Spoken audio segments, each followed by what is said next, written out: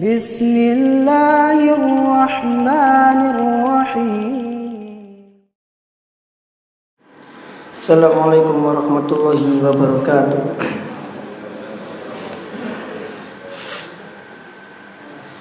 Innal hamdalillahi nahmaduhu wa nasta'inuhu wa nastaghfiruh wa na'udzu billahi min sururi anfusina wa min sayyiati a'malina. Man yahdihillahu fala mudhillalah wa man yudlil fala hadiyalah. Asyhadu an la ilaha illallah wahdahu la syarikalah wa asyhadu anna Muhammadan abduhu wa rasuluh. Allahumma salli wa sallim ala nabiyyina Muhammad wa ala alihi wa ashabihi wa man tabi'ahum ila yaumiddin. Amma ba'du. Para jamaah rahimani wa rahimakumullah, kita lanjutkan sedikit tentang pembahasan yang lalu. Yang lalu saya mengatakan kepada panjenengan, insya Allah nanti pertemuan berikutnya akan kita bacakan hadis tentang al-baqiyatus sholihat, ya kan? Ini terkait dengan sabda Nabi alaihi wasallam, wa man kana yu'minu billahi wal yaumil akhir falyakul khairan aw liyasmut. Dan barang siapa yang beriman pada Allah dan hari akhir, maka hendaklah dia berkata baik atau diam. Kemudian pada pertemuan yang lalu kita membahas mendatangkan tentang hadis Mu'adz bin Jabal ketika Nabi alaihissalam bertanya kepadanya, ala adulluka bimilaki dzalika kulli, wahai Mu'adz, maukah aku tunjukkan kepada kunci kebaikan semua itu? Kemudian Mu'adz mengatakan, bala ya Rasulullah, tentu wahai Rasulullah. Kemudian Rasul mengatakan apa? Kuffa alaika hada, hei Mu'adz, kau jaga ini. Wa akhadha bilisani, dan Nabi alaihissalam sambil memegang lidahnya. Kemudian Mu'adz mengatakan, wahai Rasulullah, apakah seseorang itu bisa dimasukkan ke dalam neraka disebabkan ulah lisannya?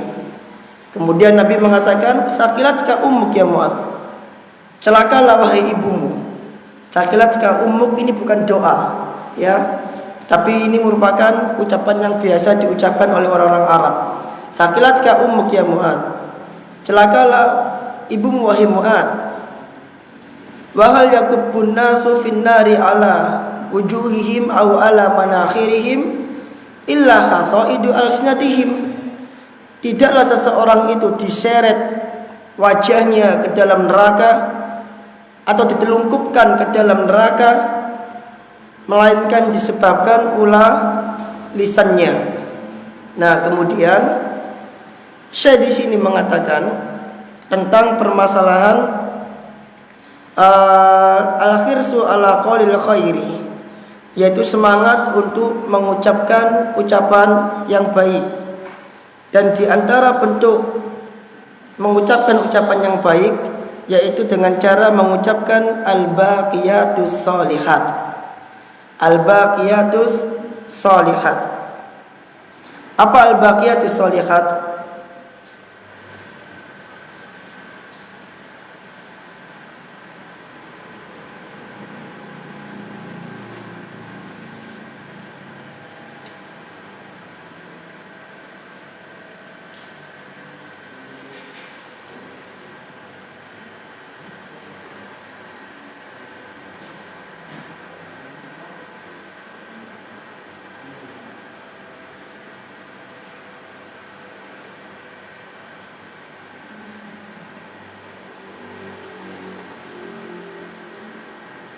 Al-baqiyatus sholihat.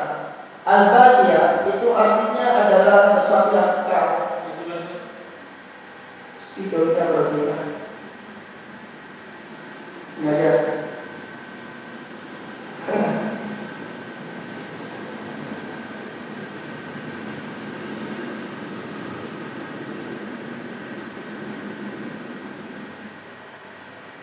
Al-baqiyah itu adalah sesuatu yang kekal.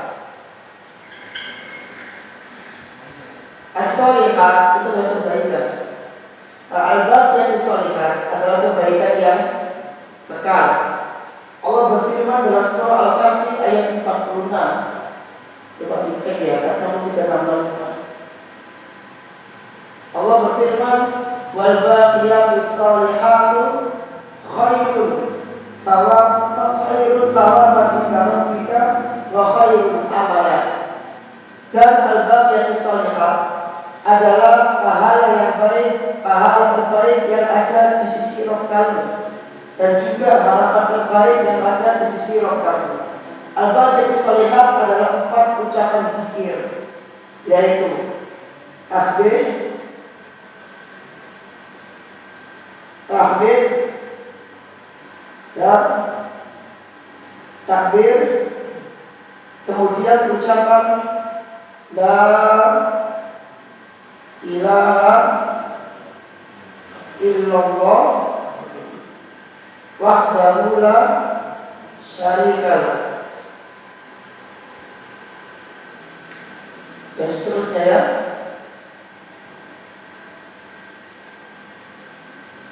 Rasul SAW mengatakan, man qara'a subhanallah mi'ata marratin qabla tulu'i syamsi wa qabla ghurubiha.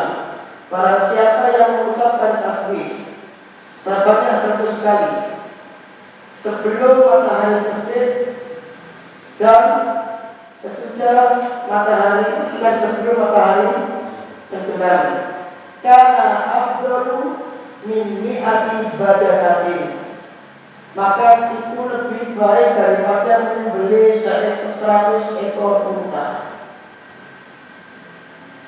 100 sebelum matahari terbit, ya sekarang ini, dan 100 sebelum matahari tenggelam. Ini dikit pada pekan ya. Rasul mengatakan karena afdalu min mi'ati badanatin, itu lebih baik, lebih utama dibanding menyembelih 100 ekor unta.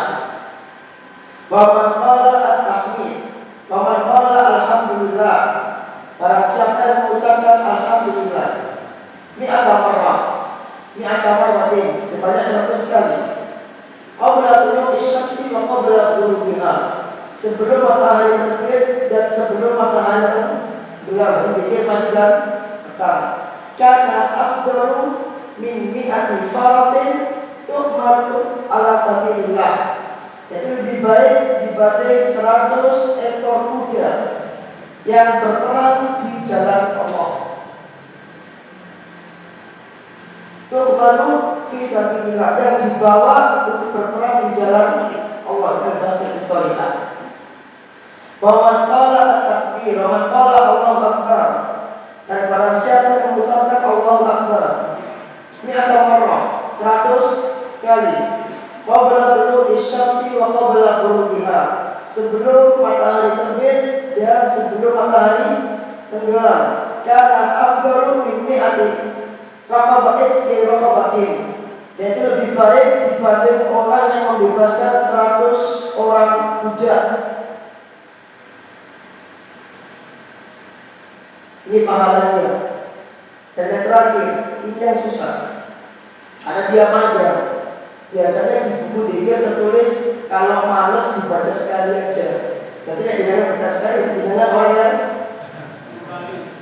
10 kali sekali. 10 ya. Kalau males baca 10.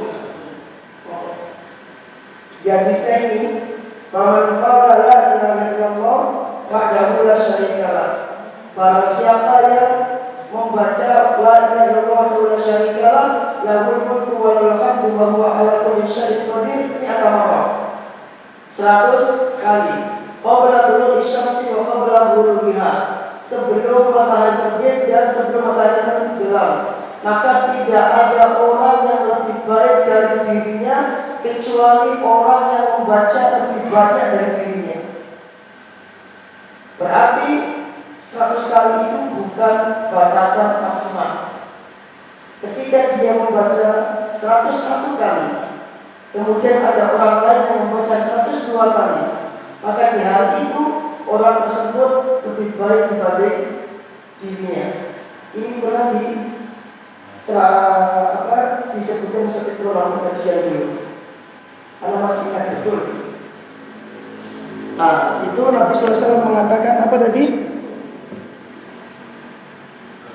Lam yaji yaumal qiyamah ahadun. Nah ini dia ucapan yang terakhir. lam yaji yaumal qiyamati ahadun, tidaklah seseorang akan datang pada hari kiamat bi amalin, dengan membawa suatu amal, afdalu min amalihi, yang lebih utama dari amalnya, illa man qala mithla qawlihi aw zada alaihi, melainkan orang yang mengucapkan seperti apa yang dia ucapkan atau lebih banyak dari apa yang dia ucapkan. Jadi kalau seseorang mengucapkan la ilaha illallah wa la syarikalah lahul mulku wa lahul hamdu wa ala kulli syai'in qadir sebelum matahari terbit dan sebelum matahari tenggelam, maka orang ini akan datang pada hari kiamat dengan membawa amalan yang lebih utama, paling utama amalnya. Dia hanya bisa dikalahkan oleh orang yang membaca yang semisal atau oleh orang yang membaca lebih banyak dari dirinya. Maka sehari-hari panjenengan bisa mengucapkan al-baqiyatus sholihat. Ini dzikir yang gampang tapi kadangkala menjadi berat untuk diucapkan. Tentu karena syaitannya sangat banyak. Tapi melihat pahalanya enggak main-main. Fa'illam tatamakkan minal iktsari min dalika fa'alaika an taskut, kata Syekh. Kalau kamu tidak bisa mengucapkan, kalau kamu tidak bisa memperbanyak dzikir-dzikir yang tadi itu al-baqiyatus sholihat, fa'alaika an taskut, maka mending kamu banyak diam. Artinya kalau kamu ingin berbicara, kata Syekh, usahakan mengucapkan dzikir. Kalau misalkan tidak bisa mengucapkan yang baik, mending mengucapkan al-baqiyatus sholihat. Tapi kalau kamu tidak bisa mengucapkan al-baqiyatus sholihat, tidak bisa memperbanyak ucapan al-baqiyatus sholihat, fa'alaika an taskut, lebih baik engkau diam. Kemudian saya membawa ucapan para salaf di sini. Wa yaqulu ba'duhum, yakni sebagian para ulama salaf mengatakan, ma min syai'in ahaqqa bisijni minal lisan, tidak ada sesuatu pun yang lebih layak untuk dipenjara dibanding lidah. Wasajnuhu atau wasijnuhu antaskuta anil kalamil ladzi la khaira fihi, dan di antara bentuk memenjarakan lisan adalah engkau diam dari mengucapkan sesuatu yang tidak baik.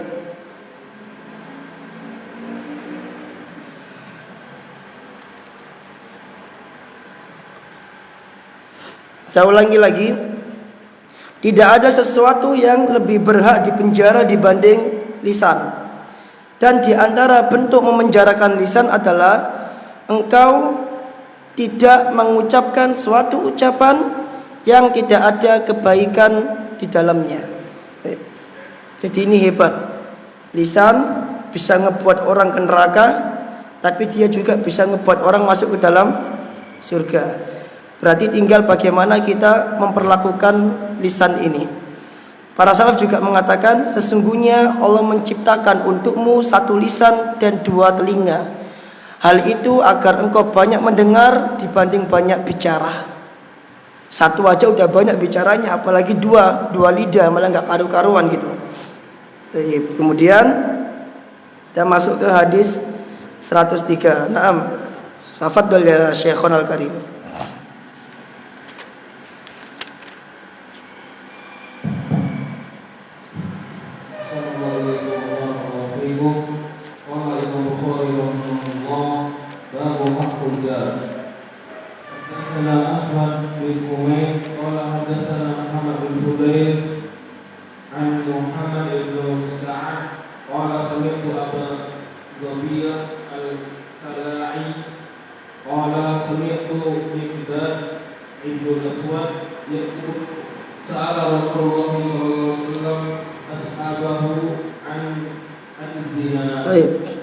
Babu hakul jar, bab hak seorang tetangga. Padahal di awal kita dari kemarin sudah membahas hak seorang tetangga, tapi sama Imam Bukhari dikhususkan lagi hak tetangganya.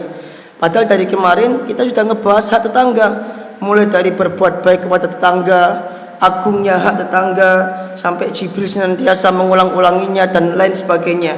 Nah, ini Imam Bukhari ngebuat lagi bab tetangga secara khusus yang menunjukkan bahwa tidak boleh mendolimi tetangga. Haddatsana Ahmad bin Humaid, telah menceritakan kepada kami Ahmad bin Humaid, dia berkata telah menceritakan kepada kami Muhammad bin Fudail dari Muhammad bin Sa'ad, dia berkata sami'tu Aba Tabiyah al-Kala'i qala, aku mendengar Aba Tabiyah al-Kala'i Dobiyah. Aku mendengar Abu Tabiyah al-Kala'i qala, dia berkata aku mendengar Miqdad bin Aswad radhiyallahu anhu berkata, sa'ala Rasulullah sallallahu alaihi wasallam ashabahu aniz zina. Rasul sallallahu alaihi wasallam pernah bertanya kepada para sahabat tentang hukumnya zina. Lanjut.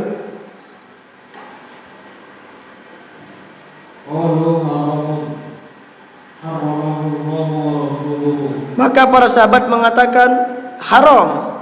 Zina itu haram. Para sahabat kalau ditanya oleh Nabi SAW dan mereka mengetahui jawabannya, maka mereka akan menjawab. Tapi kalau mereka tidak mengetahui jawabannya, mereka mengucapkan apa? Allah wa rasuluhu a'lam. Ketika mereka tidak mengetahui, maka mereka akan mengucapkan Allah wa rasuluhu a'lam. Contoh, ada banyak, cuman di antara yang saya hafal adalah ucapan Nabi SAW kepada Umar bin Khattab dalam hadis Arba'in yang kedua. Nabi bertanya kepada Umar, ya Umar, atadri manis sa'il? Hei Umar, apa kau tahu, apa kau kenal siapa yang tanya tadi?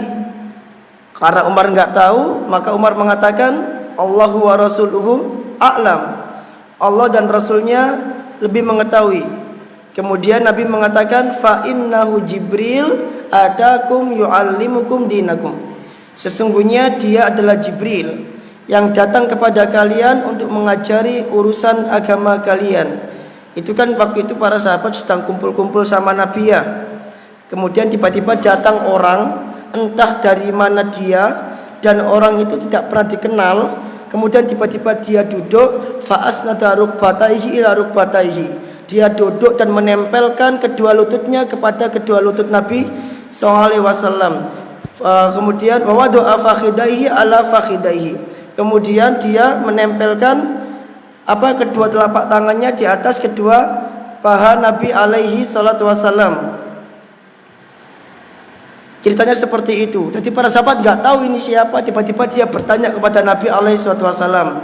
Cuman para ulama mengambil faedah dari hadis ini bahwa di antara sini di depan.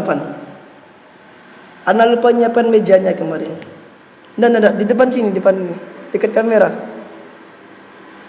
Ayo ya syabab, pemuda militan ini, generasi pejuang.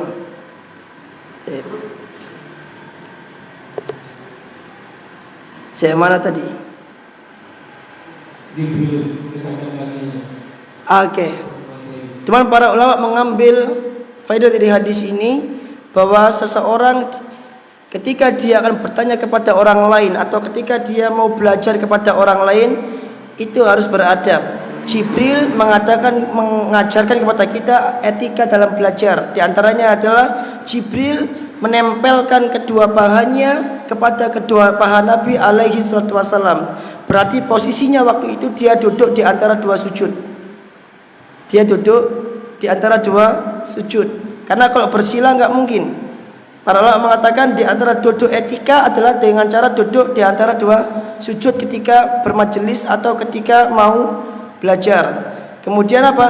Bahwa doa yadaihi ala fakhidaihi, dan Jibril menempelkan kedua tangannya di atas kedua pahanya. Paha yang dimaksud di sini bisa jadi paha Nabi alaihissalatu wassalam. Kalau paha Nabi berarti begini. Kemudian Jibril bertanya, ya Muhammad akhbirni anil Islam. Atau paha yang dimaksud adalah pahanya sendiri, berarti pas seperti duduk iftirash. Itu adalah pelajaran dari hadis Jibril. Intinya adalah para sahabat kalau dia nggak tahu, dia mengatakan Allah wa rasuluhu a'lam. Mereka nggak gengsi. Haram, zina itu haram. Allah dan Rasulnya mengharamkannya. Baik, kemudian bukan li'anna itu, la'an.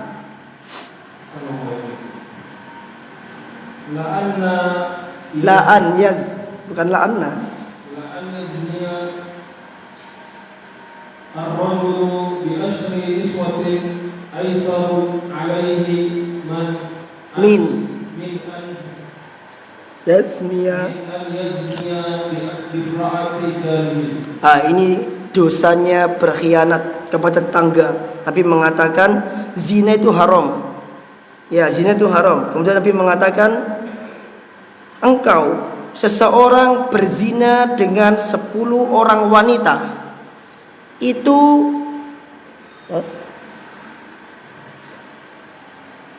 lebih ringan bagi dirinya dibanding dia menzinai seorang istri dari tetangganya. Saya ulangi lagi, seseorang berzina dengan 100 orang wanita, dengan 10 wanita, bukan 100 tapi 10 orang wanita, itu lebih ringan dosanya dibanding menzinai istri tetangganya. Jamaah, zina itu dosa berat. Kalau pelakunya muhson, maka dia dicambuk 100 kali kemudian dirajam. Kalau pelakunya ghairu muhson, maka dia dirajam 100 kali kemudian diasingkan selama setahun. Muhson itu adalah orang yang sudah menikah. Kalau orang yang sudah menikah dia berzina dengan istri tetangganya, berarti istilah kita apa? Selingkuh, berbuat serong dengan tetangganya. Maka orang ini dia dicambuk 100 kali plus dirajam sampai mati. Kemudian kalau dia ghairu muhson, dia belum menikah, kemudian dia berzina dengan wanita, maka dia dicambuk 100 kali, kemudian dia diasingkan selama setahun. Zina itu dosa berat. Tapi menzinai 10 orang wanita itu dosanya lebih ringan dibanding menzinai 1 orang wanita dari tetangganya. Ada istilah namanya bini orang. Ya, disingkat apa biasanya? Kalau dalam dunia gelap itu ada istilah, bukan, ada singkatan namanya binor. Binor artinya bini orang. Kalau kita masuk ke dunia seperti itu, bisa menzinai seorang istri dari orang lain, yakni tetangga atau mungkin orang lain, itu merupakan sesuatu yang cukup membanggakan, karena dianggap telah berhasil merebut istri orang lain. Justru akan lebih bangga menzinai istri orang lain dibanding menzinai pacar atau perempuan yang masih belum menjadi seorang istri. Ini adalah realita zaman sekarang. Makanya perselingkuhan itu banyak terjadi. Itu sebenarnya bukan antara suami orang dengan istri orang, tapi justru biasanya banyak terjadi antara seorang pemuda dengan istri orang lain. Nah, ini kata Nabi SAW, kamu berzina dengan 10 wanita itu lebih ringan hukumnya dibanding menzinai 1 orang istri dari tetanggamu. Berarti kalau 1 kali zina dia dirajam, dan 10 kali zina dia berarti 10 kali dirajam. Berarti ketika dia menzinai istri orang lain, seharusnya dia dirajam sebanyak 10 kali. Logikanya begitu. Tapi kan nggak mungkin, karena sekali saja dia sudah mati, ya kan? Kalau seandainya mungkin, maka dia akan dirajam, mati, hidup, rajam lagi, mati, hidup, rajam lagi. Karena dikatakan di sini menzinai 10 wanita lebih ringan dibanding menzinai 1 orang dari istri tetangga. Berarti dosanya nggak main-main. Dosa pelakor itu tidak main-main. Nah, lanjut. Wa sa'alahum anisaraqati qalu haramahullahu azza wa jalla wa rasuluhu. Ini hampir sama dengan yang sebelumnya. Kemudian Nabi bertanya kepada para sahabat tentang hukum mencuri. Mereka mengatakan haram. Haramahullahu azza wa jalla wa rasuluh. Allah dan Rasulnya mengharamkan. Para sahabat kok kalau haram ya haram, nggak abu-abu mereka. Kalau halal ya halal, mereka nggak ragu-ragu. Karena yang halal jelas, yang haram jelas. Kalau haram ya haram. Cuman bedanya kalau kita haram tapi masih icip sitik-sitik. Tapi kalau para sahabat ketika udah diharamkan haram, nggak ada icip-icipan jamaah. Anda pernah cerita nggak kenjenengan tentang pengharaman khamr? Bagaimana sikap mereka tentang pengharaman khamr? Pernah nggak? Waktu itu Anas bin Malik, Ubay bin Ka'ab dan Abu Talha. Ini hadis dalam Muslim insya Allah. Sedang minum khamr di rumahnya Ubay bin Ka'ab. Anas bin Malik ini bagian yang melayani minumannya. Para sahabat itu punya adat. Mereka setiap di rumah-rumah mereka pasti punya gentong-gentong yang berisi khamr. Ketika mereka lagi asik pesta seperti itu, ada orang teriak-teriak di luar. Kata Abu Talha, Anas, kau coba dengar itu orang lagi ngomong apa di luar. Ketika Anas bin Malik keluar, ternyata orang itu berteriak dengan mengatakan qad haruma al-khamr. Sungguh khamr telah diharamkan. Sungguh khamr telah diharamkan karena turun ayat dalam surah Al-An'am, innamal khamru wal maisiru wal ansabu wal azlamu rijsun min amali syaitan fajtanibuhu la'allakum tuflihun. Sesungguhnya khamr, kemudian innamal khamru wal ansabu wal azlam sesungguhnya khamr, judi, mengundi nasib dengan anak panah, azlam, dan menyembah berhala itu haram, itu najis, termasuk di antara perbuatan syaitan. Fajtanibuhu, jauhilah semua itu, la'allakum tuflihun, agar kamu beruntung. Anas masuk. Abu Talha tanya, itu orang ngomong apa? Kata Anas, itu orang bilang katanya khamr udah diharamkan. Itu Abu Talha masih megang khamr di gelas. Oh ya udah, bentar tinggal dikit lagi tak icipin. Enggak gitu jamaah. Itu Abu Talha lagi pegang khamr di gelas. Oh, ngomong apa itu orang? Khamr haram. Iya, khamr haram. Ya udah, ini nanggung nih, dikit lagi aja terus kita tobat. Enggak, kalau udah haram ya haram. Itu gelas dibuang sama Abu Talha. Enggak dihabisin tuh khamr, dibuang langsung. Karena sudah turun ayat tentang haramnya khamr, tersisa di gelasnya itu enggak icip sitik-sitik, enggak. Sahabat enggak pernah icip haram-haram. Dibuang itu gelas. Kemudian Anas bin Malik keluar, pulang ke rumahnya, dia memecahkan semua kendi khamr yang ada di rumahnya. Dan dikatakan saat itu Madinah, jalan-jalan Madinah itu tergenangi oleh air khamr. Di situ nanti akan muncul hukum fikih apakah khamr itu najis atau tidak. Karena waktu itu jalan-jalan Madinah tergenangi oleh khamr. Teman pelajarannya di sini adalah para sahabat kok bilang haram ya haram. Beda sama kita, kalau haram haram tapi diicipi sitik-sitik. Sahabat tidak, mereka nggak icip sama sekali. Nah, kemudian lanjut, apa kata Rasul sallallahu alaihi wasallam?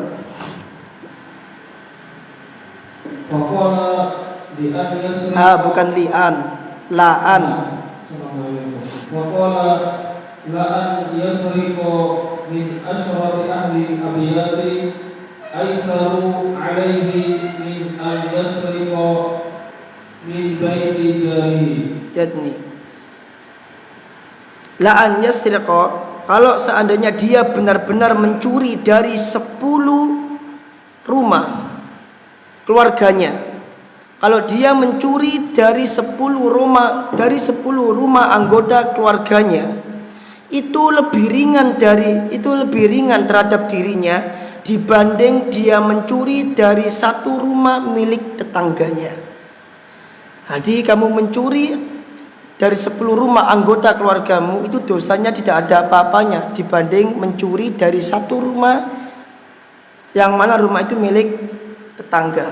Ini menunjukkan bahwa hakul jar, hak tetangga itu benar-benar sangat besar, dan dosa mendolimi mereka itu benar-benar sangat besar. Bahkan saking besarnya sampai melebihi dosa mendolimi keluarga sendiri, kan gitu. Ini kok gini ya? Bismillah.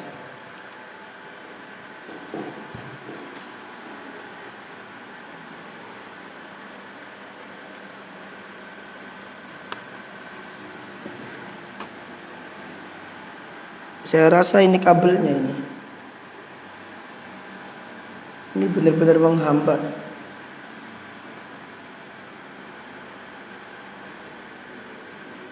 Nah.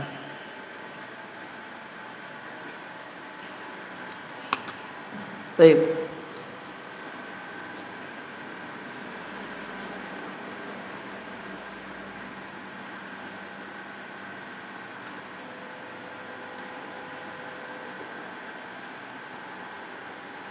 Kalau nggak salah ada kabel baru nggak sih Pak Samad beli itu? Baik, perhatikan. Mencuri dari rumah keluarganya itu dosanya besar. Itu mendolimi mendolimi keluarga. Tapi ternyata itu nggak ada apa-apanya dibanding dosa mendolimi ke tetangga. Baik, kita bacakan fikih hadisnya. Nah, fadhil ya Syekhuna. Fikul hadis. Awalan fihi tahdzirun 'azimun min hadzal dari bi ayyi fi'lin aw qawlin.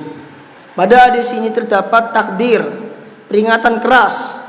Adim, udah takdir, adim lagi. Peringatan keras yang besar dari menyakiti tetangga, dari mengganggu tetangga. Apapun caranya, bi ayyi fi'lin aw qaulin. Baik apapun perbuatannya maupun ucapannya haram menyakiti tetangga berdasarkan hadis ini. Nah, lanjut. Min haqqil jari 'alal jari an la yakhunahu bi ahlihi wa malihi.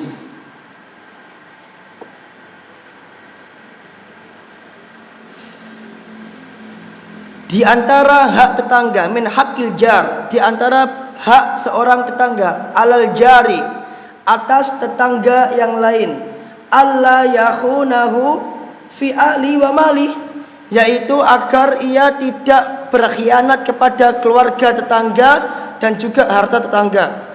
Berdasarkan hadis ini, ketika dia menzinai istri tetangganya, ini bentuk pengkhianatan kepada tetangganya tersebut. Ketika dia mencuri dari rumah tetangganya, ini bentuk pengkhianatan terhadap tetangga tersebut. Maka tidak boleh berkhianat kepada tetangga, baik terhadap keluarganya maupun hartanya. Tamam? Lanjut. Hadisan lil jari haqqun 'azimun yajibu hifdzu dawarihi wa mura'atihi bi isali durubi ihsani hasab taqati Hasbut taqati. Lanjut. wa dafu darari anhu. Lil jari, bagi seorang tetangga, hakun, dia punya hak, adimun, yang besar, yajibu hifdu jiwari, yang wajib untuk kita menjaga hubungan hak tersebut dan memelihara hak tersebut dengan cara berbuat baik kepadanya, hasbut taqah, sesuai dengan kemampuan kita. Gak cuma berbuat baik, wadaf'ud darari anhu, dan juga di antara bentuk berbuat baik adalah wadaf'ud darari anhu, yaitu menolak kemudorotan yang ada pada tetangga tersebut. Lanjut.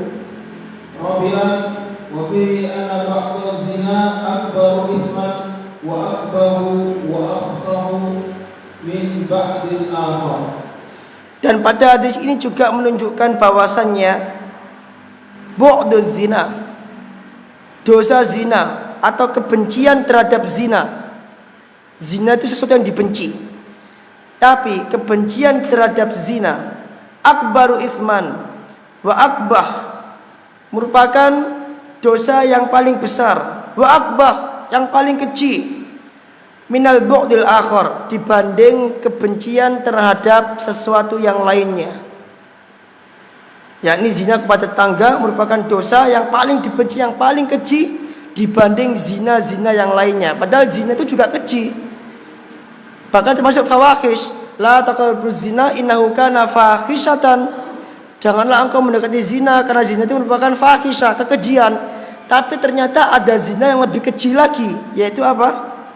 Menzinai istri tangga. Nah, lanjut berikutnya. Ini hadis yang sama. Oh berbeda. Lanjut.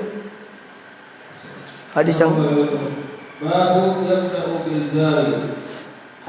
langsung qala Rasulullah sallallahu Qala Rasulullah sallallahu alaihi wasallam, "Ma zala Jibril yusini bil jari hatta dhanantu annahu sayuwarithuhu." Hadis yang sama dengan hadis nomor 101. Hanya beda periwayatan. Kalau hadis 101 itu hadis yang diriwayatkan oleh Amro dari Aisyah. Adapun hadis ini diriwayatkan oleh Umar bin Khattab, kemudian dari Ibnu Umar, kemudian dari Rasul sallallahu alaihi wasallam. Senantiasa Jibril berwasiat kepadaku dengan tetangga sampai-sampai aku mengira bahwasanya Jibril akan mewarisi tetangga tersebut. Nah, apa pelajaran didapat jamaah? Antum sebutin satu. Tidak boleh mendolimi tetangga. Dari sisi mananya? Dari hadis ini. Tak ulangi lagi. Nabi mengatakan senantiasa Jibril berwasiat kepadaku tentang tetangga sampai aku mengira bahwa Jibril akan mewarisi tetangga tersebut. Tidak boleh mendolim tetangga. Dari sisi mana di hadis ini? Diulang-ulang. Dua, apalagi? Hak tetangga besar. Apalagi?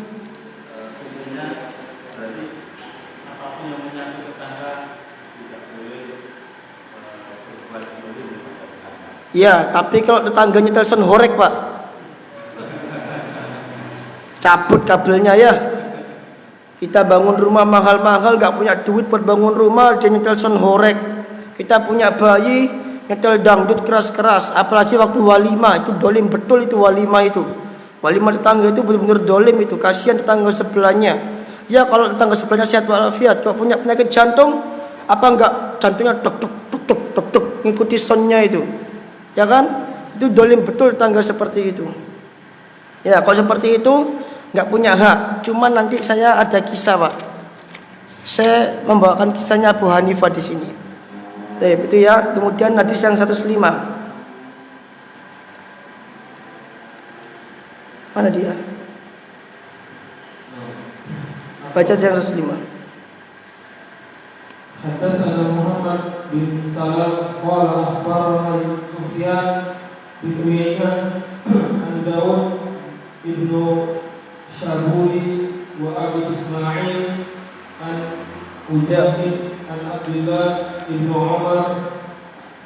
Amr annahu lubihat lahu syatun faja'ala yaqulu li gulamihi ahdaita rijalina al-yahudi. Hasbuk.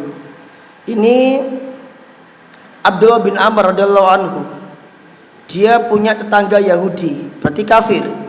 Kemudian dia pernah menyembelih seekor syatun. Syatun itu domba. Kalau kambing biasa yang kita pelihara ini itu namanya kapsun, kibas. Terbalik ya.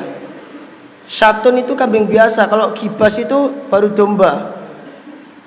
Faja'ala yaqulu li gulamihi. Kemudian Abdullah bin Amr berkata kepada anaknya, ahdaita li jarinal yahudi, apakah kamu sudah memberi hadiah kepada tetangga kita yang Yahudi? Ahdaita li jarina al yahudi, dia mengulangi 2 kali, apakah kamu sudah memberi hadiah kepada tetangga kita yang Yahudi? Waktu Yahudi masih di Madinah mungkin ya, wallahu a'lam. Kemudian lanjut. Ahdaita li jarina al yahudi. Terus Sami'tu Rasulullah sallallahu alaihi wasallam yaqul ma zala Jibril yusini bil jari hatta dhanantu annahu sayuwarithuhu. Karena aku mendengar Rasul sallallahu alaihi wasallam bersabda. Ini lagi-lagi sami' itu nggih Pak ya. Sami' itu yang kita bahas kemarin, saya lupa cari wafaqahu ad-Dahabi, saya lupa. Ini kembali sami' itu. Ini kembali para sahabat menunjukkan kepada kita bagaimana caranya mereka mempraktekkan ucapan Nabi SAW. Abdullah bin Amr tanya kepada anaknya, apakah kamu sudah memberi hadiah kepada tetangga kita yang Yahudi? Kenapa dia tanya begitu? Ternyata dia mendengar sabda Nabi SAW mazala Jibrilu yusini bil jari hatta donantu annahu sayuwarrithuhu. Karena aku mendengar Nabi pernah bersabda, senantiasa Jibril berwasiat kepadaku agar berbuat baik kepada tetangga, sampai aku mengira bahwa Jibril akan mewarisi tetangga tersebut. Baik, kita punya 3 hadis sekarang dari 3 jalur. Yang pertama dari Aisyah, yang kedua dari Abdullah bin Umar, yang terakhir dari Abdullah bin Amr. Berarti Nabi mengatakan ini bisa jadi satu, Nabi mengatakannya lebih dari sekali kepada beberapa orang sahabat, sehingga memunculkan beberapa jalur hadis. 2, mungkin Nabi mengatakan seperti ini ketika dihadiri oleh para sahabat, bukan para tamu, para sahabat, sehingga masing-masing sahabat yang mendengar Nabi SAW meriwayatkan kepada orang lain, sehingga hadis ini hadisnya satu dengan lafaz yang sama tapi menghasilkan beberapa jalur periwayatan. Nah, baik, faedah dari hadis ini jamaah jelas, yaitu istighbabut tahadi bainal jiran. Ada enggak di sini ya? Enggak ada faedahnya. Oh, enggak ada. Cuman ini dia. Istighbabut tahadi bainal jiran. Dianjurkan saling memberi hadiah di antara tetangga. Li'anna dzalika yurathul mahabba. Karena hal itu dapat mewariskan atau yuwarithul mahabba, karena hal itu dapat mewariskan rasa cinta, wa yazidul mawaddah, dan menambah mawaddah, kasih sayang. Kalau ingin tetangga sungkan sama kita, Pak, sering-sering dikasih hadiah, sering-sering dikasih makanan, sering-sering dikasih nasi kotaan, karena orang akan mengira sopo sing bancaan, gitu kan? Iki bancaane sopo, yasinane sopo. Semakin sering dikasih nasi bungkus, maka mereka akan semakin memuliakan kita. Itu kunci. Saya paham betul itu dan saya praktekkan itu kepada para tetangga. Di antara cara agar tetangga kita ramah dan sungkan sama kita, karena kalau tetangga udah sungkan, itu mendakwai itu enak, Pak. Ngomong itu enak, dan kita kalau ada apa-apa itu nggak akan dimusuhin. Misalkan ada undangan tahlilan, kita nggak tahlilan, kita nggak akan ditanya. Kenapa? Karena kita sudah sering ngasih dia. Jadi ada timbal balik istilahnya, sehingga mereka tertanam dalam mindset pikiran mereka, oh ternyata Bapak Fulan itu baik kok sama kita. Mereka nggak teroris, mereka nggak radikal kok. Buktinya saya sering dikasih nasi bungkus, begitu. Nah, di antara menumbuhkan kecintaan kepada tetangga dan menambah kasih sayang itu istibabut tahadi, yaitu dianjurkan saling memberi hadiah. Kemudian yang kedua, yang terakhir adalah al-ihsanu ilal jari ghairi muslim, berbuat baik kepada tetangga yang non muslim. Nah, ini saya mau ngomong begini, non muslim, boleh nggak kita mengubah kata kafir dengan non muslim? Boleh enggak? Boleh enggak kita mengubah kata kafir dengan non muslim? Boleh. Boleh. Kita katakan orang Kristen non muslim, boleh. Kita katakan orang Yahudi non muslim, boleh. Yang enggak boleh adalah melarang mengatakan ucapan kafir dan wajib mengatakan itu non muslim. Itu enggak boleh.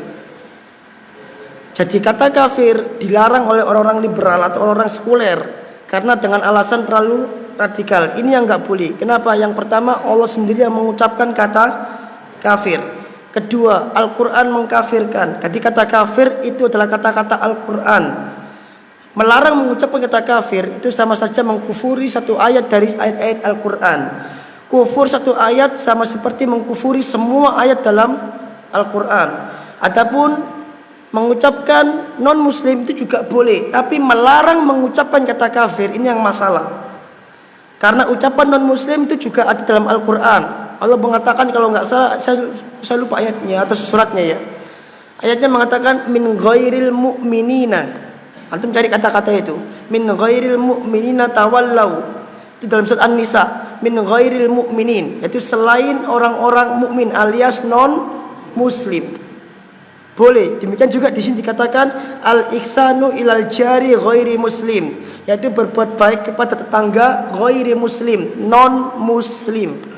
Boleh mengucapkan kata non Muslim. Karena jenengan nggak mungkin ada orang Kristen kemudian mengatakan pada dia, hei kafir, nggak mungkin. Lagi seminar banyak orang, silakan yang kafir berdoa menurut keyakinannya sendiri-sendiri. Loh, perang dunia nanti. Kita pasti mengatakan silakan yang non Muslim berdoa menurut keyakinannya masing-masing. Jenengan nggak mungkin mengatakan silakan yang kafir sekarang berdoa menurut, nggak boleh. Bahaya nanti. Karena sensitif di telinga mereka, bahkan di telinganya orang-orang Islam sendiri. Intinya adalah boleh berbuat baik kepada tetangga yang kafir.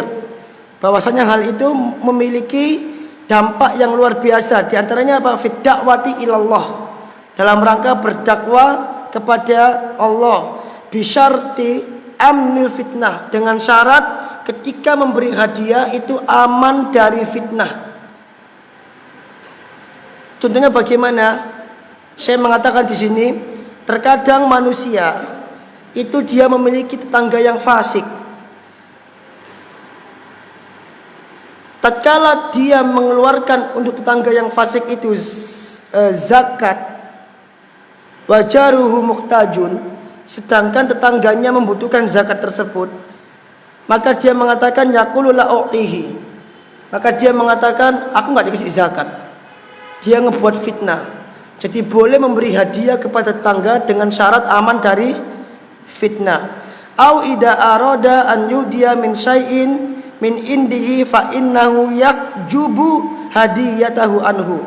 Atau misalkan ketika seseorang memberi hadiah kepada tetangganya, tapi ternyata tetangga ini sama sekali tidak mengakui bahwa dia telah diberi hadiah. Ini fitnah. Yang seperti ini sekiranya menimbulkan fitnah, maka lebih baik tidak diberi hadiah. Misalkan kita punya tetangga yang Kristen, kemudian kita kasih dia hadiah, kemudian yang Kristen ini mengatakan, iki loh orang Islam ini loh, ini aja senang sayang sama kami, padahal kami Kristen, kok kalian nggak baik sama kami? Nanti akhirnya akan timbul anggapan bahwasannya orang yang ngasih hadiah ini seakan-akan membenarkan agama dia. Yang seperti ini adalah fitnah. Kalau dikhawatirkan terjadi fitnah, maka lebih baik tidak memberi hadiah kepada tetangga yang kafir. Tapi sekiranya aman dari fitnah, maka diperbolehkan memberi hadiah kepada tetangga yang kafir. Naam, baik. Kemudian terakhir, kisah dari Abu Hanifah. Syekh di sini mengatakan bahwa suatu ketika Abu Hanifah itu memiliki tetangga. Wa kana lahu jarun yasrabul khamra. Tetangga ini suka minum khamr. Wa jidaruhu mulasikun lijidari.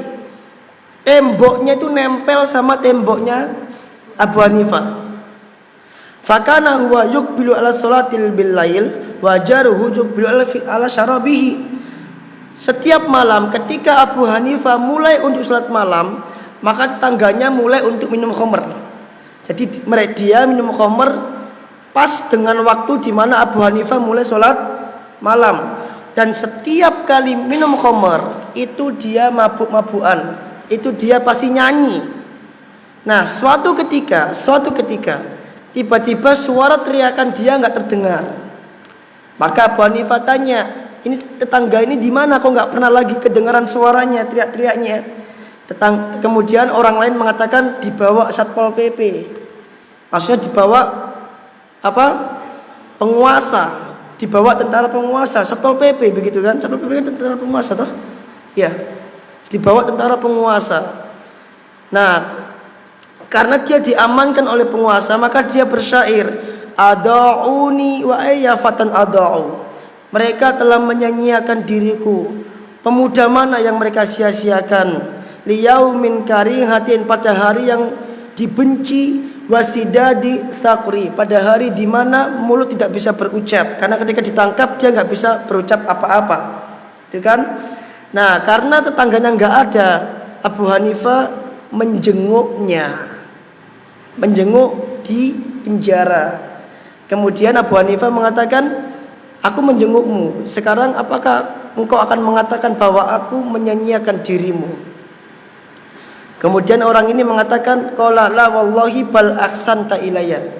Enggak, demi Allah engkau telah berbuat baik pada diriku. Fa'abla'a amma kana fihi minal mujun. Gara-gara dijenguk oleh Abu Hanifah itu, maka dia pun mulai meninggalkan perbuatan dia yang dia lakukan waktu itu tanpa ada rasa malu. Apa itu? Dia minum khamar dan dia bernyanyi di saat Abu Hanifah sedang melakukan sholat malam. Karena temboknya dempetan, maka otomatis Abu Hanifah mendengar nyanyian dia. Ya, anggap aja senhorek lah istilahnya. Anggap aja senhorek. Tapi ternyata Abu Hanifah justru malah tetap berbuat baik pada dirinya. Dan perbuatan baik Abu Hanifah kepada tetangga ini justru menjadikan dia bertaubat kepada Allah dari minum khamar. Apa hikmahnya, Pak? Hikmahnya adalah sabda Nabi SAW, wa atbi'is sayyi'atil hasanah. Dan iringilah perbuatan baik itu dengan perbuatan dan iringilah perbuatan jelek itu dengan perbuatan baik. Wa aksin kama ahsanallahu ilaik. Dan berbuat baiklah sebagaimana Allah berbuat baik kepadamu. Jadi kalau kita bisa sabar, kita bisa tetap berbuat baik pada tetangga yang tidak baik pada diri kita. Tapi kalau dia dolim, kita bisa membalas kedoliman tersebut. Tapi tentu faman afa wa aslaha fa ajruhu 'ala Allah. Tentu barang siapa yang memaafkan dan tetap berbuat baik, fa ajruhu 'ala Allah, maka pahalanya itu ada di sisi Allah. Artinya tetap berbuat baik dan memaafkan itu lebih afdol dibanding harus membalas kedoliman yang dia lakukan kepada diri kita. Naam? Barakallahu fiik. Adapun hadis yang 106 itu juga sama, mazala Jibrilu yusini bil jari. Kita bahas berapa hadis ini berarti hari ini? 4 hadis insyaallah. Ada yang mau hasbu? Enggak, sudah. Kita enggak perlu. Apa kita baca aja. Karena membaca hadis itu termasuk ibadah. Tapi kita baca aja, langsung aja. Qala Rasulullah SAW. Hai? 106 sudah tadi cukup. Anda baca 2 tadi itu. Dan langsung sami itu Rasulullah.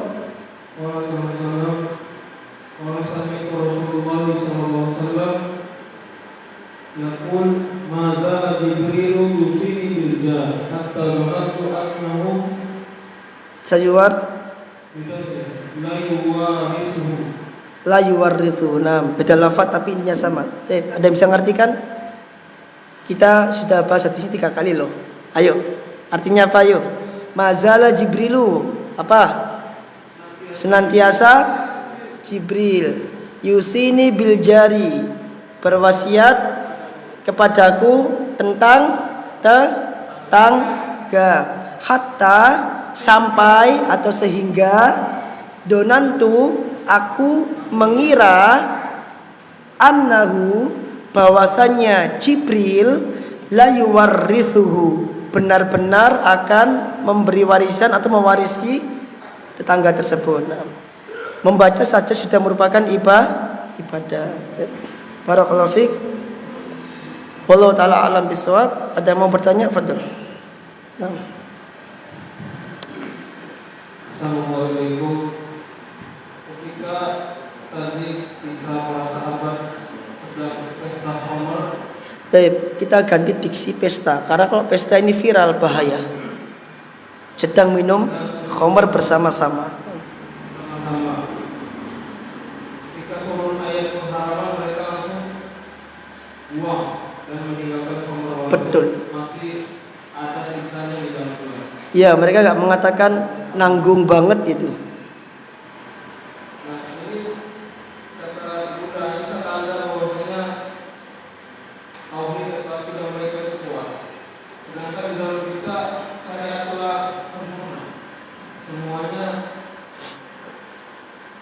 sudah langsung bisa diketahui bahwasanya ini Haram. Khamar haram, zina haram. Nah, bagaimana dengan masyarakat kita yang kadang belum siap menghadapi hal tersebut seperti bahasa. Jadi mereka mengatakan semuanya haram, semuanya haram, semuanya tidak boleh. Baik. Apa yang membuat dia belum siap? haramnya khamr itu termasuk ke dalam al-ma'lum minad din bid-darurah, yaitu sesuatu yang sudah pasti hukumnya tanpa harus belajar pun secara akal sehat khamr itu merusak. Secara akal sehat khamr itu haram tanpa harus belajar. Sama seperti hukum sholat itu wajib, itu termasuk al-ma'lum minad din bid-darurah istilahnya, yaitu sesuatu yang sudah bisa diketahui tanpa harus belajar. Nggak ada orang belajar hukum sholat adalah wajib, nggak ada. Anak kecil udah paham sholat itu wajib tanpa harus belajar. Demikian juga dengan khamr. Jadi ada kalanya hukum itu secara fitrah sudah mengatakan itu tidak boleh, tapi turunnya ayat itu berfungsi untuk menguatkan fitrah tersebut. Ada kalanya seperti itu. Jadi pertanyaannya, apa yang membuat dia tidak siap padahal dia lahir dari keluarga muslim, berada di masyarakat muslim, dan dia mendengar adzan, dan otomatis dia pasti juga membaca Al-Quran, kecuali dia berada di lingkungan kafir. Meskipun dia lahir dari keluarga muslim, bahkan orang yang berada di mayoritas lingkungan kafir dan dia minoritas, itu pun dia tahu khamr itu haram karena lingkungannya minum khamr, sedangkan dia tidak. Orang-orang muslim yang ada di Eropa itu justru kita dapati adalah orang muslim yang paling kuat imannya, karena mereka nggak terpengaruh dengan budaya Eropa. Justru kita dapati kita terkadang yang hidup di mayoritas kaum muslimin justru menjadi orang yang lemah imannya, justru malah ngikut budaya Eropa. Padahal orang Islam yang ada di Eropa itu sama sekali tidak mengikuti budaya Eropa. Belum kita dapati orang Islam yang anak dengar dari telinga anak sendiri. Anak pernah cerita ke panjenengan bahwa anak punya pelatih bule kan. Itu dia cerita betul, nggak ada namanya orang Islam itu minum khamr di tempat dia. Padahal itu UK itu England ya, Inggris.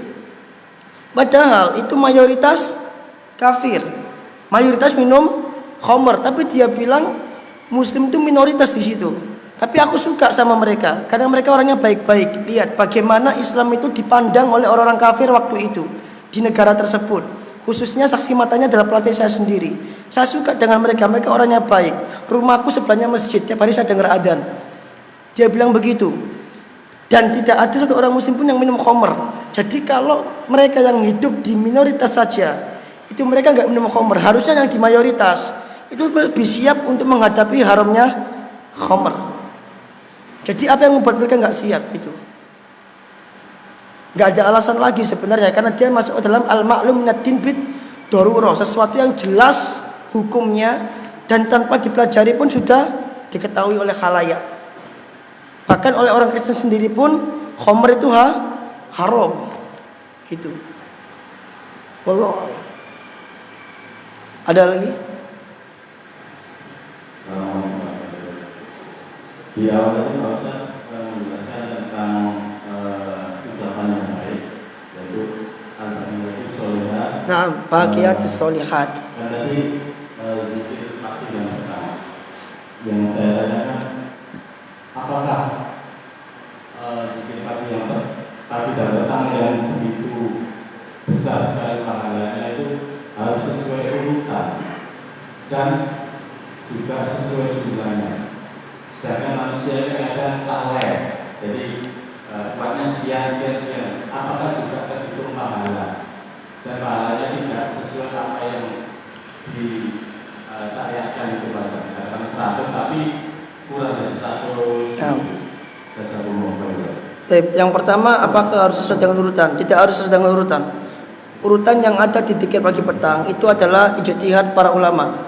Kalau kita dapati hadis-hadisnya langsung dari dzikir pagi petang, itu Nabi SAW mengucapkannya dalam hadis yang terpisah. Hanya lafadznya seperti ini, misalkan Nabi mengucapkan di pagi hari dzikir ini. Nanti di hadis lain Nabi mengucapkan di pagi hari Nabi mengucapkan di pagi hari dzikir ini. Lafadznya terpisah, bukan langsung utuh full sampai akhir, bukan. Berarti itu menunjukkan bahwasanya tidak harus urut, Adapun urutan yang ada di buku dzikir pagi petang itu adalah ijtihad syekhnya tersebut. Kalau urut tidak harus urut, karena memang tidak ada hadis yang menunjukkan akan urutannya. Gitu ya. Itu satu. Kemudian yang kedua, bagaimana dengan jumlahnya? Apakah harus banyak? Baik. Ada kalanya dzikir itu dia memiliki keutamaan pada jumlah tertentu. Dan hukumnya nggak wajib pada asalnya. Hukumnya nggak wajib. Karena kalau hukumnya wajib maka jenengan kalau nggak mengucapkannya jenengan akan berdosa. Itu hukumnya nggak wajib. Ya, sehingga ketika mengucapkan kurang dari jumlah tersebut, maka penjenengan akan mendapatkan pahala tapi tidak mendapatkan keutamaan dari dzikir tersebut. Paham ya? Seperti al-baqiyatus sholihat. Syarat untuk mendapatkan pahala 100 ekor unta itu harus 100 dzikirnya. Maka kalau panjenengan mengucapkan 99 kali, apakah boleh? Boleh. Dapat pahala? Dapat, karena dzikir. Ya, karena dzikir dapat pahala. Tapi jenengan tidak mendapatkan keutamaan khusus dari dzikir tersebut, yaitu mendapatkan pahala semisal orang yang menyembelih 100 ekor unta. Itu nggih. Demikian juga dengan la ilaha illallah wa syarikalah tadi itu tertulis kalau malas berapa kali sih? Kau ingat itu cuma 1 ya? 10 ya? Bener ya? Yakin? 10 kali. Maka panjenengan akan mendapatkan pahala. Dan absen dzikir pagi patengnya sudah dicentang. Tapi panjenengan tidak mendapatkan keutamaan. Gitu. Jadi kalau mau mendapatkan keutamaan, syaratnya berlaku, harus sekian. Begitu. Oke, tamam? Oh ya, contoh syaratnya apa nih? Yang pertama sebelum terbit matahari. Yang kedua harus 100 jumlahnya, ya kan? Berarti kalau jenengan mengucapkan dzikir ini setelah matahari terbit, jenengan cuma absen dzikir pagi, tapi penjenengan tidak mendapatkan keutamaan pahalanya. Keutamaan khususnya nggak dapat. Karena dzikir pagi waktunya sampai kapan? Duhur. Dzikir petang waktunya sampai kapan? Hah? Sampai kapan? Isya. Betul, sampai Isya. Karena kalau udah Isya itu masuk waktu malam, bukan petang. Dinamakan maghrib karena dia proses matahari tenggelam ke arah barat. Karena maghrib itu artinya tenggelam atau ke arah barat. Maka dibaca sampai Isya. Tapi kalau dibaca di waktu sebelum Isya, di waktu maghrib, maka tidak mendapatkan keutamaan ini. Ini akan didapatkan ketika dibaca jam 4 sore atau jam 5 sore sebelum matahari tenggelam. Jadi keutamaannya nggak dapat, pahalanya dapat, tapi keutamaan VIP-nya tidak dapat. Gitu. Nah, jazakumullah khairan. Ada lagi? Sampun? Nah. Assalamualaikum warahmatullahi wabarakatuh. Waalaikumsalam. Yang pertama, saya masih mau tanyakan yang minggu lalu tentang Nabi. Oh iya. Yang kedua, tentang al-yahud, bahwa untuk zaman sekarang dikatakan bahwa tulisan tangan kita itu diidentikan dengan ucapan lisan kita. Nah, ini tentang di media sosial yang banyak komen-komen ya. Saya cerita yang saya lakukan. Yang saya lakukan bahwa ketika ada seorang dai, katakanlah saya katakan jujur bahwa itu Ramli gitu. Nah, ketika itu dia di dalam kajiannya menjelek-jelekan dakwah Wahabi, bahkan dia katakan secara personal dan dia sih demikian. Saya katakan bahwa di komen itu sebenarnya itu ngaji apa rusak-rusakan kamu. Begitu. Kadang juga saya katakan bahwa moga-moga orang ngaji kecelakaan untuk mempertol kan gitu. Nah ini maksud saya saking benci saya juga kepada si dai tersebut terhadap dakwah bahkan terhadap personal. Apakah ini dibenarkan? Apakah dibolehkan yang seperti itu? Karena saya hanya apa ini ya? Karena antara malah dan barat. Mungkin ya. Terima kasih. Assalamualaikum warahmatullahi wabarakatuh. Salam. Satu. Prinsip pertama satu. Kalau ada orang yang salah, ada orang yang salah, dai yang salah misalkan, dan kita tahu itu salah, maka yang pertama jangan pernah menjatuhkan kehormatan dia meskipun dia menjatuhkan kehormatan kita. Karena asal hukum menjatuhkan kehormatan itu adalah haram. Meskipun dia menjelekkan kita, tetap jangan pernah menjatuhkan kehormatan dia. Jangan membuka aib-aib keluarganya. Karena ada kalanya ada seorang mungkin ustadz kita, kemudian dia tergelincir, kemudian digoreng oleh netizen, akhirnya aibnya pun dikeluarin juga. Itu tidak boleh. Satu. Jadi ketika kita komentar dengan menjelekkan kehormatan dia, misal kayak komentar sebagian orang, Ustadz Wahab itu wajahnya tidak bercahaya, wajahnya kok peteng gitu kan. Loh, kalau mau cari yang bercahaya, lampu stopan itu cahaya kan gitu. Nah, ini menjatuhkan kehormatan. Kalau salah, maka jangan pernah menjatuhkan kehormatan. Jangan pernah komentar yang menjatuhkan kehormatan orang lain. Karena biar bagaimanapun dia akan dihisap atas perbuatan dia, dan kita juga akan dihisap atas apa yang kita ucapkan. Kita bertanggung jawab apa yang kita ucapkan. Dia tidak bertanggung jawab atas apa yang kita ucapkan, tapi kita bertanggung jawab atas ucapan kita sendiri. Jadi kita yang rugi nanti. Satu. Dua, kalau dia salah, maka kalau bisa membantah, maka bantahlah dia secara ilmiah tanpa harus menjelek-jelekkan dia. Misalkan dia menjelaskan sesuatu, dalam menjelaskan sesuatu ini dia membumbui dengan ucapan-ucapan yang mengolok-olok. Nah, yang kita lakukan adalah membantah penjelasan dia, bukan, atau menjelaskan kesalahan dia, bukan balas untuk menjelekkan dia. Justru itu akan menjadi nilai plus bagi kita, bahwa kita adalah orang yang tidak suka menjelekkan orang lain. Karena yang tersebar di masyarakat, di netizen atau di afiliasi lain adalah bahwa kita adalah orang yang suka menjelek-jelekkan afiliasi lain. Kalau seandainya ada yang perlu dibantah, kita nggak membantah dia. Yang tersebar, yang real, nyata di medsos, itu adalah kita justru menjelek-jelekkan orang yang menyebarkan tersebut. Ketika diminta klarifikasi seperti ini, misalkan, kalau Ustadz Fulan salah, tinggal bantah saja. Karena udah kadung menjelekkan, kita gak bisa bantah, akhirnya mencoreng nama manhaj. Seperti itu yang terjadi. Jadi yang kedua, kalau dia salah, bantah secara ilmiah, tanpa harus memang Ustadz Fulan itu memang kerjaannya begini. Ini menjelekkan. Ini bukan ilmiah namanya. Manhaj kita ilmiah. Kalau ada orang salah, lakukan perbuatan secara ilmiah. Bantah tanpa harus menjelekkan. Nah, Ustadz Fadlan kan bilang gitu kemarin di kajian. Ingat gak? Tidak perlu kita jelek-jelekkan. Kalau kita salah, bantah aja, kan gitu kan. Nah, yang terjadi di masyarakat kita, di teman-teman kita adalah bukan membantah, tapi menjelekkan, mengolokkan. Oh, Ustadznya panjang ini, biasa, ini gitu. Kalau dia salah, jelaskan kesalahannya kalau itu salah. Kalau nggak bisa menjelaskan, mending diam daripada mencoreng nama baik manhaj. 2, 3. Kalaupun harus mendoakan, maka berdoalah dengan ucapan yang baik. Seandainya mendoakan kejelekan, maka doakan dengan memakai bahasa yang baik. Itu bagian dari etika. Karena Nabi SAW, seperti apapun modelnya, beliau dijahatin. Seandainya beliau mendoakan kejelekan, doa yang terucap itu bahasanya mesti baik.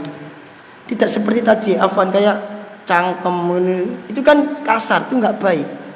Ya, kalaupun ingin mendoakan kejelekan, maka berdoa dengan doa yang baik, dengan bahasa yang baik, yang elegan. Karena ketika berdoa dengan bahasa yang kasar, maka akan timbul pemikiran dari pembaca, memang afiliasi ini tuh memang orangnya kasar-kasar kok. Gitu akhirnya. Ya kan? Ya iya, ustadznya aja begini kok, apalagi anggotanya, kan gitu akhirnya. Akhirnya dakwah yang dibangun oleh para ustadz ini justru rusak dengan ulah kita sendiri yang nggak punya etika. Ya tahu, para dai itu membangun dakwah loh di masyarakat itu, membangun dakwah, membangun nama baik dakwah biar nampak baik di masyarakat agar bisa diterima. Tapi nama baik ini justru tercoreng dengan ulah sebagian kita yang tidak bisa menjaga lisan. Kalaupun mau mendoakan kejelekan, pakai bahasa yang bagus. Misal, semoga Allah membalas kejelekanmu. Cukup. Semoga Allah semoga Allah istilahnya menyumpal mulutmu, cukup. Tanpa harus memakai bahasa yang kasar. Itu saya rasa lebih pas dalam masalah etika, karena kita itu lebih disorot masalah etika kita dibanding masalah akidah kita. Akidah mungkin kita beda, bantah-bantahan, tapi yang membuat kita jelek itu adalah etika kita. Etika kita benar itu, etika kita. Di medsos kita jadi bulan-bulanan karena ulah sebagian kita yang punya etika tidak baik dalam bermuamalah, dalam membantah dan sebagainya. Mungkin itu yang bisa saya sampaikan. Wallahu a'lam. Sampun nggih. Semoga bermanfaat jamaah. Subhanakallahumma bihamdika asyhadu an la ilaha illa anta astaghfiruka wa atubu ilaik. Assalamualaikum warahmatullahi wabarakatuh.